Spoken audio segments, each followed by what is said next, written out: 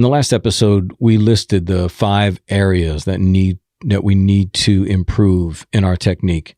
And as I said, technique and strength are 2 different things. We want to be stronger. It's something I always say, your best defense is a stronger you.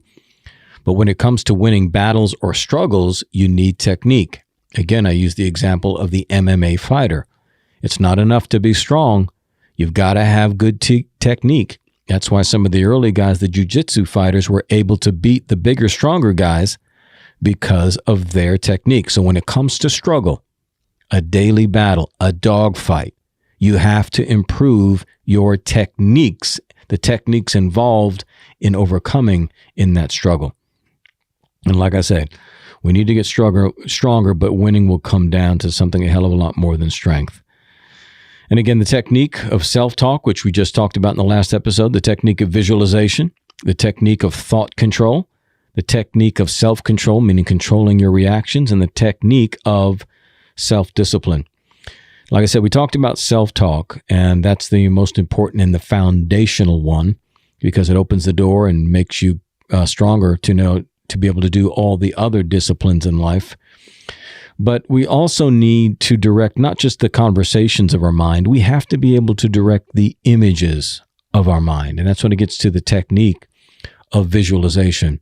But the visualization is important because we believe what we see. No matter what it is, we believe what we see, and we can worry ourselves to death, can't we?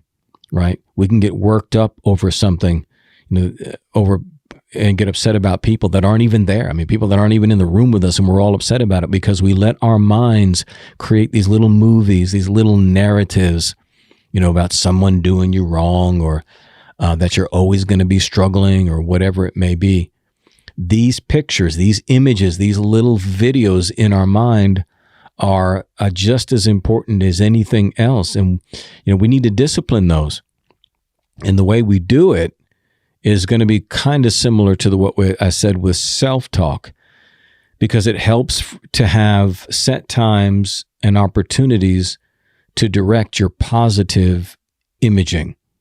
Again, try to use those times when you're doing things that don't require a lot of thought, okay?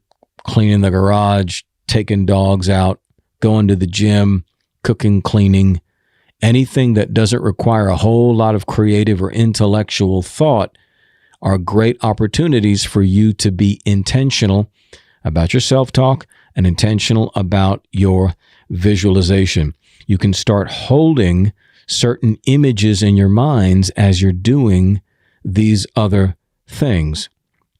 You might say, goodness gracious, CJ, that's too hard. It's too difficult to do. I can't be controlling the images of my mind too. Well, that's actually not true. Because even as you go about your day every day, if you're worried about something, if you're anxious about something, then man, you will think and meditate and visualize that all damn day long. You can do it. There's no doubt you can do it. It's just that it's a struggle because it's not what you're used to doing. And so that's why we want to create this as a new habit. This is a technique. So how much defeat happens in your life because, of the images that happen in your mind? How much of your defeat happens in your life because of your self-talk? So if we can be more intentional about these things, if we can start creating more powerful images in our mind, more powerful narratives in our mind, then isn't it going to be more difficult for life to get you down? Isn't it going to be more difficult for life to resist you? Aren't you going to achieve more of your goals? Aren't you going to experience greater transformation? Aren't you going to be happier if you can control your self-talk and the images in your mind? I guarantee you, man, that's going to be the case. So if you find yourself then still struggling with an exercise like this, the exercise of visualization, then one thing that you can do is have just a set time where you are going to pull yourself aside, maybe in the morning, maybe at night, maybe at lunch, a time where you just spend by yourself 15 minutes, 30 minutes, and just start to imagine what you want. Okay? Just use it to start to visualize things. And I don't care if it's just beautiful scenery that you're imagining yourself walking through beautiful country, or imagine yourself flying, or imagine yourself whatever. It doesn't have to have any true intellectual content, so long as it's not negative, and B, it's created by you and you're able to sustain it for that 15 or 30 minutes or whatever. That's the point. The content is not that important so long as it's not negative. If you can just, visualize yourself doing, just going skiing or surfing or flying a kite or riding a motorcycle or whatever, again, walking through a field, whatever it is that you visualize, whatever it is that you see, so long as you can control it and you can sustain it without interruption, that's important. Okay, that your mind doesn't drift off and start imagining other things. The point is that you're creating self-control over the visual aspect of your mind. That's the point. You're creating visual control over this. You're creating personal control over this visual aspect of your mind.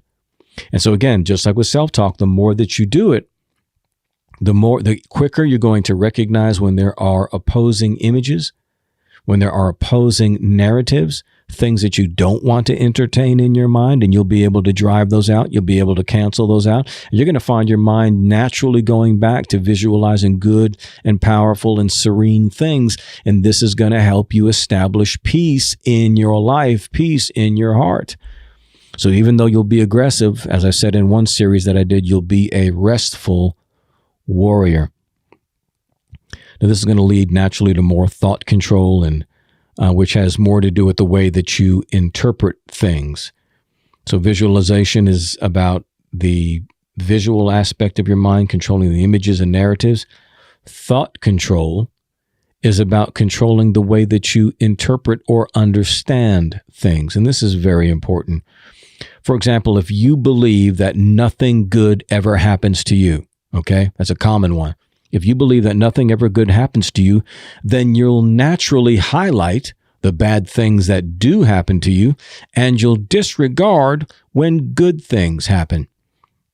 Maybe you have a spouse or boyfriend or girlfriend who does that, where they never highlight the good things. They only speak up when you do something wrong or something bad happens, and they start saying, it's always this way. Then you have to go, no, this happened and that happened and that happened, and those were all great things. What are you talking about?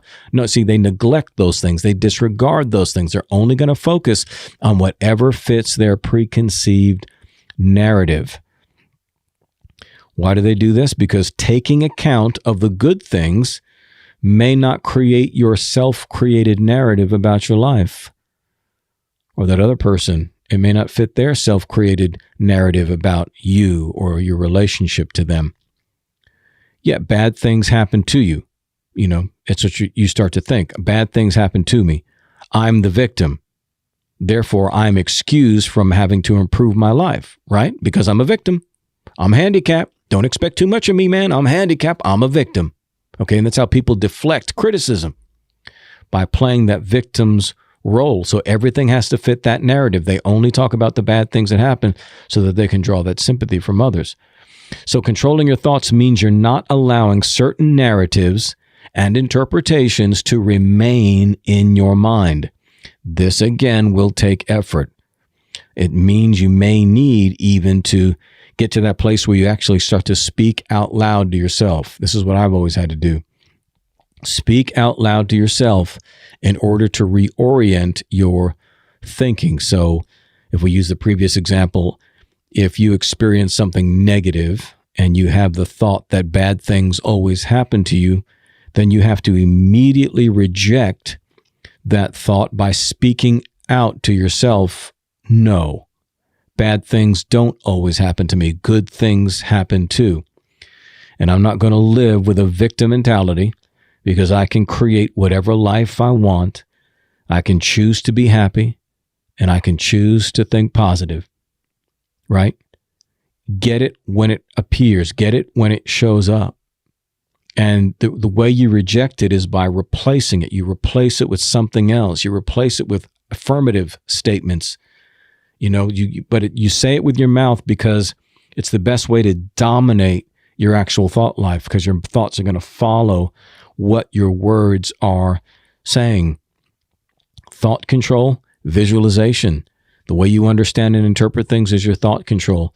The images and narratives that you play in your mind, this is your visualization. These are two techniques in addition to self-talk that, man, you are going to have to master. Can you dig it? I hope you can.